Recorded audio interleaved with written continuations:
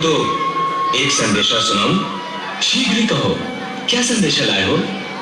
प्रभु, द्वार पर एक ब्राह्मण आया है, आपसे मिलने की आज्ञा चाहता है। द्वारपाल, एक ब्राह्मण को हमसे मिलने के लिए आज्ञा चाहिए? ये विधान कब से बना? कृष्ण के द्वार ऋषियों और ब्राह्मणों के लिए बंद कब से होने लगे? क्षमा करें प्रभु, बात ये नहीं है। ये बात नहीं है तो फिर क्या बात है? प्रभु, बात ये है कि वो कोई साधारण व्यक्ति नहीं लगता।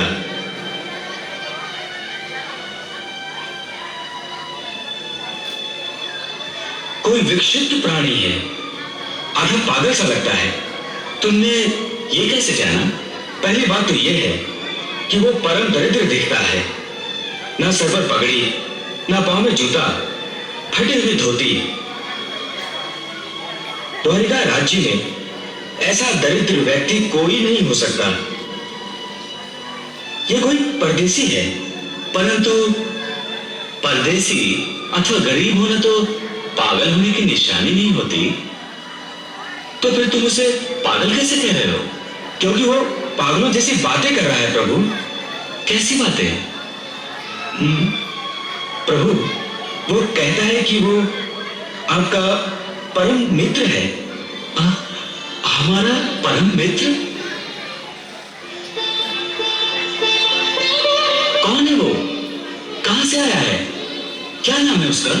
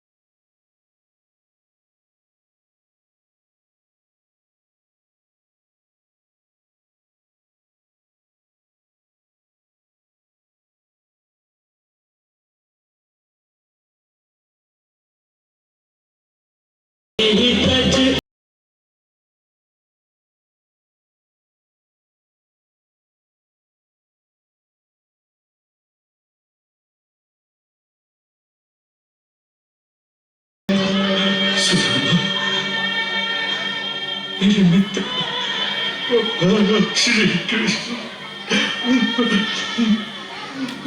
मेरे सखा,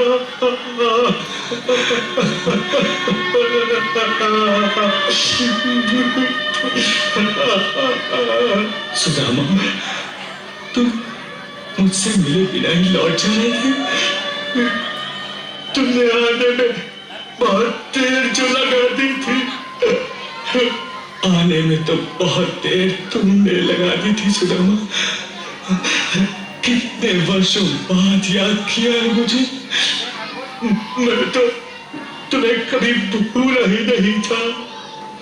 तो आए क्यों नहीं इतने वर्षों? वो सब में हाँ, मैं सब समझ गया, मैं सब जानता हूं। तुमने सोचा होगा कि मैं द्वारिकाधीश बन गया हूं तो तुम्हें भूल जाऊंगा, तुम्हें पहचानूंगा तक नहीं, है ना? हाँ, मैंने यही सोचा था और इसीलिए जब तुम्हारा बुलावा आने में देर हो गई तो मैं लौट चला था। वाह, मेरी दोस्ती का अच्छा मोल लगाया है तुमने। सुदामा, तुम्हें मेरी मित्रता पर भरोसा तक नहीं रहा? अरे तुमने ये कैसे सोच लिया कि मैं अपने बाल सखा को द्वार से ही लौट जाने दूंगा? बताओ, क्या मैं इतना गिरा कर रहा हूं? बस करो, मुझे क्षमा कर दो, मुझसे भूल हो गई, मुझसे भूल हो गई। वाह, दिल भी दुखाते हो और क्षमा भी मांगते हो। चलो चलो भीतर, वही सब बातें होंगी। वाह भाई वाह, मित्रता हो तो ऐसी हो,